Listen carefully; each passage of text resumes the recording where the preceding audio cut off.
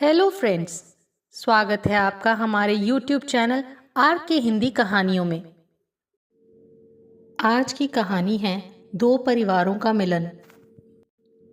ये कहानी दो परिवारों की है, मेहरा परिवार और शाह परिवार। दोनों परिवार अपनी अपनी जगह बहुत प्रतिष्ठित और खुशहाल हैं, परंतु उनकी जीवन शैली, सोच और संस्कार एक दूसरे से काफ़ी भिन्न हैं। मेरा परिवार एक आधुनिक और खुले विचारों वाला परिवार है, जिनका जीवन उच्च जीवन शैली, आधुनिकता और स्वतंत्रता से भरा हुआ है। वहीं शाह परिवार एक पारंपरिक और संस्कारों से बंधा हुआ परिवार है, जो हर कार्य में रीति रिवाज और मर्यादा का पालन करता है। कहानी की शुरुआत होती है मेहरा परिवार की बेटी रिया और शाह परिवार के बेटे करण की शादी से। ये शादी दो अलग अलग संस्कृतियों का मेल है। रिया एक आत्मनिर्भर और खुले विचारों वाली लड़की है, जो स्वतंत्र रूप से सोचती है और अपने जीवन के फैसले खुद लेना पसंद करती है।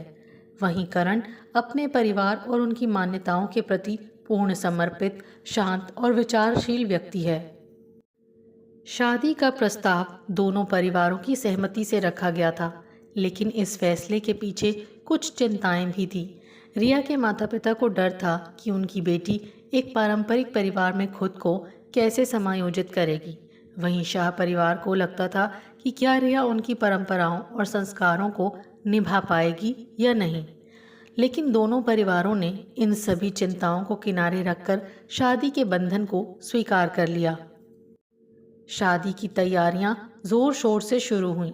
मेहरा परिवार की हर तैयारी में आधुनिकता और फुर्सत का पुट था। डिज़ाइनर कपड़े, ऊंची ऊंची सजावट और रिया की बिंदास हंसी सब कुछ दर्शाता था कि वो एक आधुनिक जीवन शैली को जीते हैं। दूसरी ओर शाह परिवार की तैयारियां बिल्कुल अलग थीं। उनकी हर चीज़ में पारंपरिकता और सादगी की झलक दिखती थी। शादी के पहले कुछ समारोह जैसे सगाई, मेहंदी और संगीत दोनों परिवारों के बीच की विभिन्नताओं को स्पष्ट रूप से दर्शाने लगे। जहां मेहरा परिवार के लिए संगीत एक पार्टी के समान था, रंग बिरंगे कपड़े, डीजे की धुनों पर नाचते लोग और बहुत सारी मस्ती। वहीं शाह परिवार के लिए संगीत एक साधारण और पारंपरिक उत्सव था, जिसमें वो शांत भाव से भजन और पारंपरिक गीतों पर थिरकते थे। हालांकि इस बीच करण और रिया एक दूसरे को जानने और समझने की कोशिश कर रहे थे। उनके बीच एक अनोखा रिश्ता पनपने लगा था। दोनों के स्वभाव और जीवन शैली में फर्क तो था, लेकिन एक दूसरे के प्रति उनका आदर और प्रेम उन्हें करीब ला रहा था। रिया को करण का शांत और जिम्मेदार स्वभाव पसंद था, और करण को रिया का निडर और स्वाभाविक व्यक्तित्व भा रहा था। एक दिन जब शादी के कुछ ही दिन बचे थे, रिया ने करण से पूछा, करण, क्या तुम्हें सच में लगता है कि मैं तुम्हारे परिवार के माहौल में फिट हो जाऊंगी? करण ने मुस्कुराते हुए कहा, तुम्हें किसी के लिए अपने आप को बदलने की ज़रूरत नहीं है रिया। बस तुम जैसी हो वैसी ही रहना। मेरा परिवार तुम्हें समझने की कोशिश करेगा जैसे मैं तुम्हें समझता हूँ। इस एक जवाब ने रिया के मन में बहुत सारी उलझनों को दूर कर दिया। उसने महसूस किया कि जब दो लोगों के बीच समझ और विश्वास होता है तो वो किसी भी स्थिति का सामना कर सकते हैं। धीरे धीरे शादी का दिन भी आ पहुंचा। मेहरा परिवार की भव्यता और शाह परिवार की पारंपरिकता का संगम देखना वाकई दिलचस्प था। दोनों परिवारों ने मिलकर एक दूसरे की सभी परंपराओं का सम्मान किया और दिल से इस शादी को स्वीकार किया। शादी बहुत धूमधाम और हर्षोल्लास के साथ संपन्न हुई। रिया और करण ने एक दूसरे के हाथों में हाथ डालकर अपने नए जीवन की शुरुआत की। दोनों परिवारों ने इस रिश्ते को खुशी खुशी स्वीकार किया। रिया की शादी शाह परिवार में हो चुकी थी और अब समय आ गया था उसकी नई जिंदगी की शुरुआत का। शाह परिवार ने रिया का भव्य स्वागत किया, लेकिन साथ ही उसके मन में कई सवाल और चिंताएं भी उमड़ रही थी। अब उसे नए परिवार के माहौल में समायोजित होना था, जहां रीति रिवाज और संस्कार हर पल सांस लेते थे। सुबह सुबह का समय था जब रिया की आंखें खुलीं। उसके सामने खिड़की से आती सूरज की किरणें उसे एक नए दिन का एहसास दिला रही थी। शाह परिवार में दिन की शुरुआत जल्दी होती थी। रिया को भी उठकर अपने नए परिवार के साथ सुबह की रस्में निभानी थीं। रिया ने अपनी माँ के सिखाए संस्कारों को याद करते हुए खुद को तैयार किया और जल्दी से नीचे आ गई। नीचे आने पर उसकी पहली मुलाकात उसकी सासू माँ सुनीता शाह से हुई। सुनीता एक सशक्त और तेज तर्रार महिला थी, जिन्होंने अपने परिवार को बहुत प्यार और अनुशासन से संभाल रखा था। सुनीता ने रिया को देखकर हल्की मुस्कान दी और कहा, बेटा, घर की बड़ी बहू हो तो घर के कामकाज को जल्दी सीखना पड़ेगा।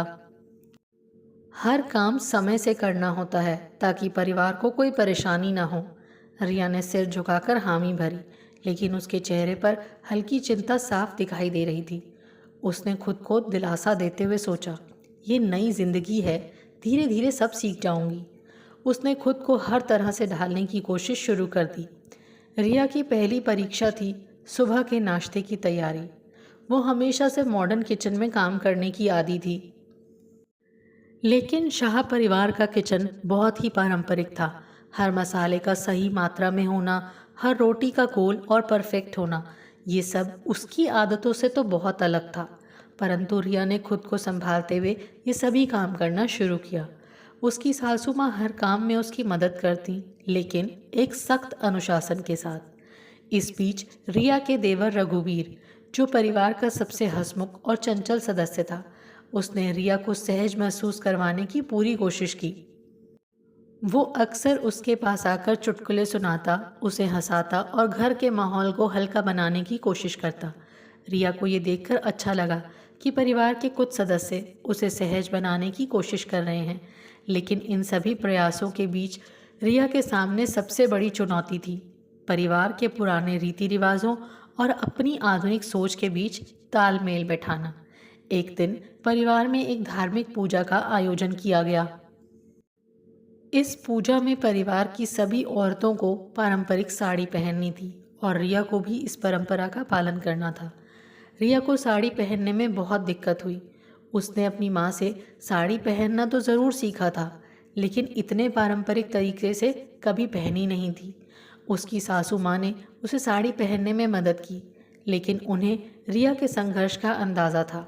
उन्होंने प्यार से कहा, तुम अभी नई नई हो इस घर में, धीरे धीरे सब सीख जाओगी। पूजा के समय रिया ने खुद को पारंपरिक तरीके से ढालने की कोशिश की, लेकिन उसकी दोस्त मिताली, जो शादी में उससे मिलने आई थी, उसने एक वीडियो कॉल किया। रिया ने बात करने के लिए पूजा से थोड़ी देर के लिए बाहर निकलना चाहा, लेकिन जैसे ही वो जाने लगी, सुनीता ने उसे रोका। बेटा, अभी पूजा चल रही है, इसे पूरा होने दो, फिर बात करना। ये समय भगवान के लिए है। रिया को थोड़ी असहजता महसूस हुई, क्योंकि वो अपनी दोस्त से बात करना चाहती थी, लेकिन उसने अपनी सासू माँ की बात मानी और वहीं पूजा में बैठी रही। पूजा के बाद करण ने रिया को आकर गले लगाया और उसे शांत किया। उसने कहा, रिया, मुझे पता है तुम्हें अभी बहुत बदलावों से गुजरना पड़ रहा है, लेकिन मुझे यकीन है कि तुम सबको समझ पाओगी और ये घर भी तुम्हें समझने लगेगा। बस थोड़ा वक्त दो सबको। उस रात रिया ने अपने कमरे में अकेले बैठकर सोचा कि वो किस प्रकार इस नए परिवार और उनकी परंपराओं का हिस्सा बन सकेगी। वो चाहती थी कि सब उसे अपने दिल से स्वीकार करें, लेकिन उसे अपने खुद के व्यक्तित्व को भी बनाए रखना था।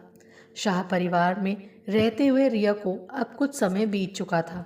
वो धीरे धीरे घर के कामकाज और परंपराओं में खुद को ढालने की कोशिश कर रही थी, लेकिन अभी भी उसके मन में कहीं ना कहीं ये सवाल था कि क्या वो इस नए माहौल को पूरी तरह हिस्सा बना पाएगी।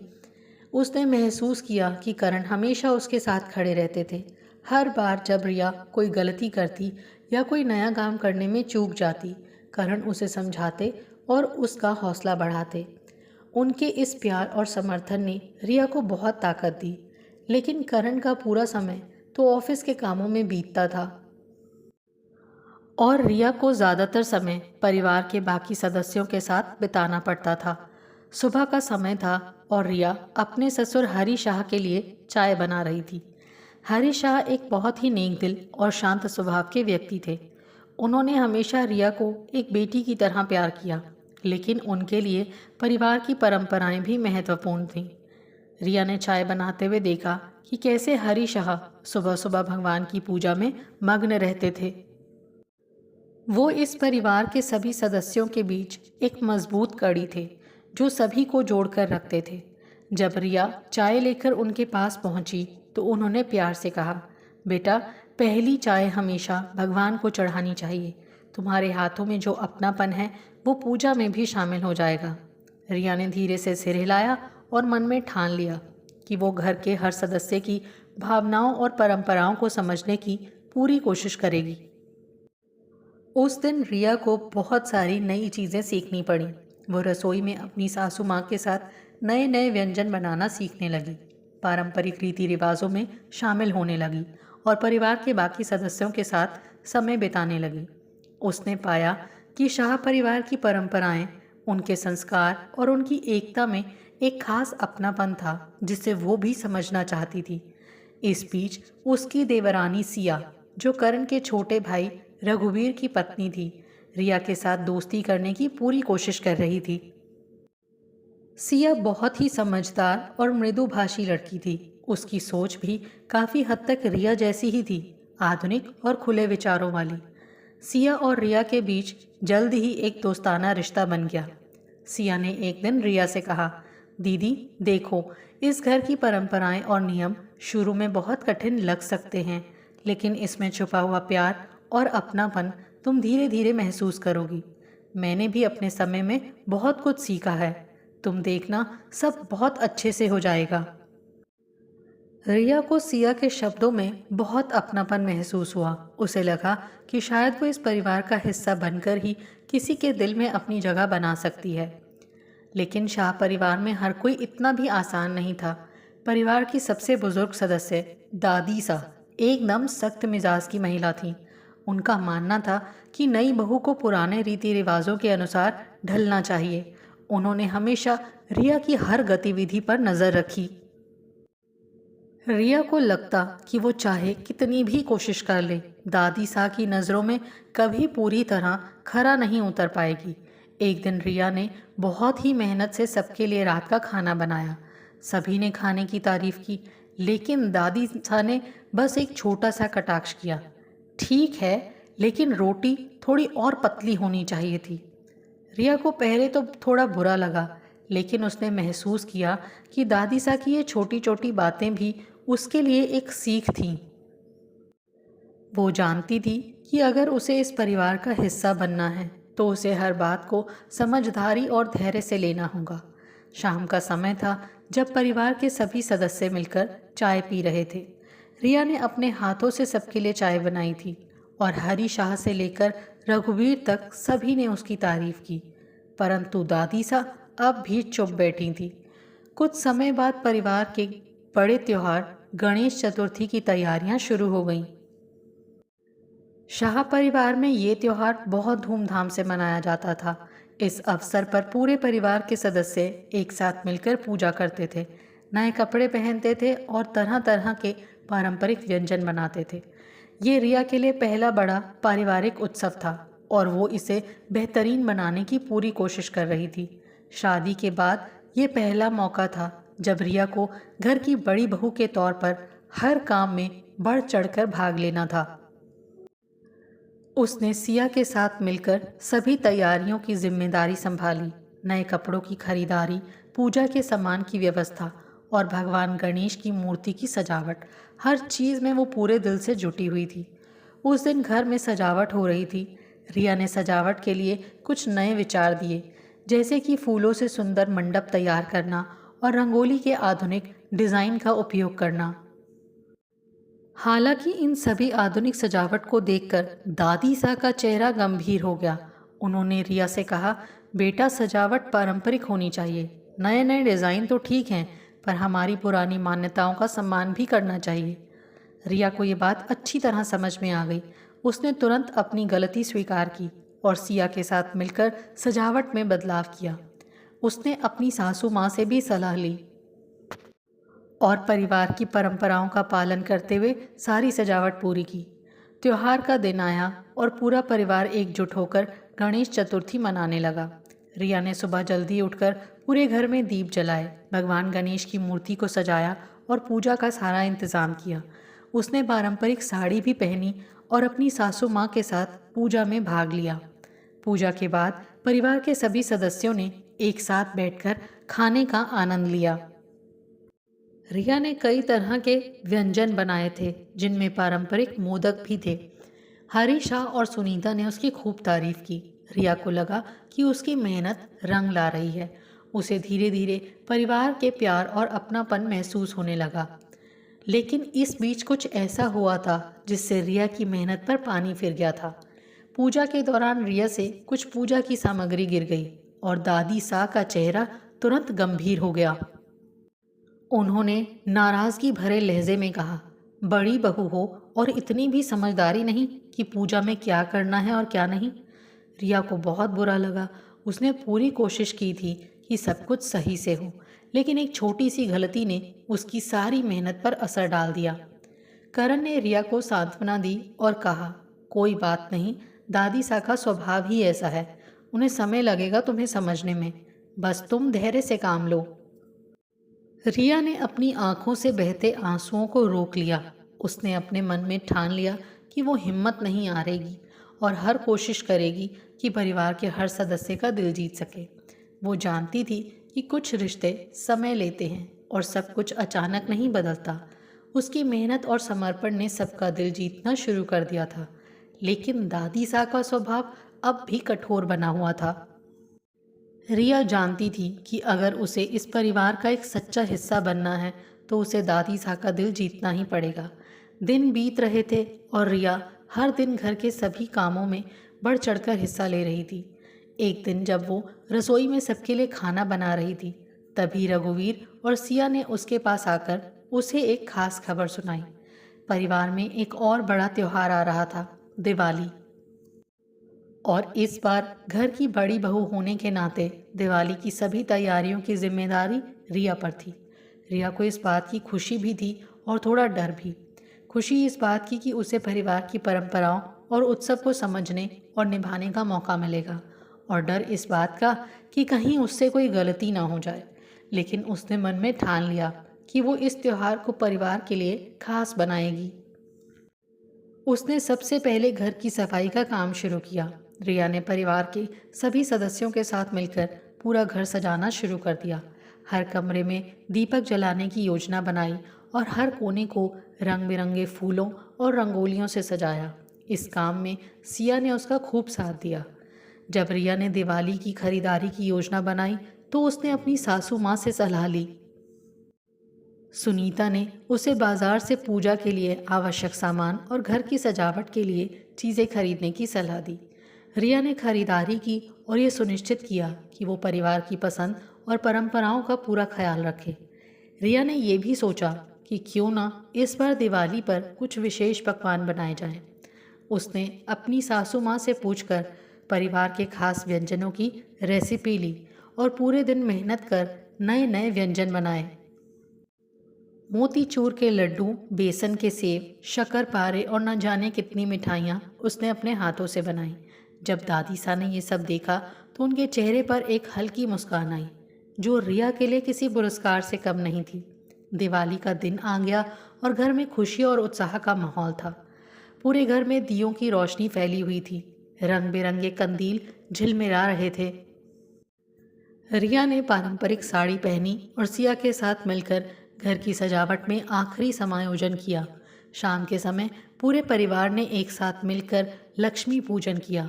इस बार दादी सा ने खुद रिया को पूजा की थाली सौंपी और उसे विधि पूर्वक पूजा करने के लिए कहा। रिया ने पूरे मन से पूजा की और सभी परंपराओं का पालन करते हुए हर कदम उठाया।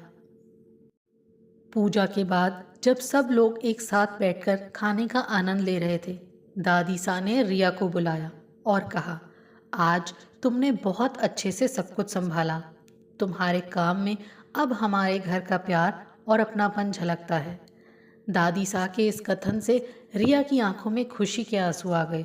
उसे लगा कि उसकी मेहनत रंग लाई है और परिवार के सभी सदस्यों ने उसे दिल से स्वीकार कर लिया।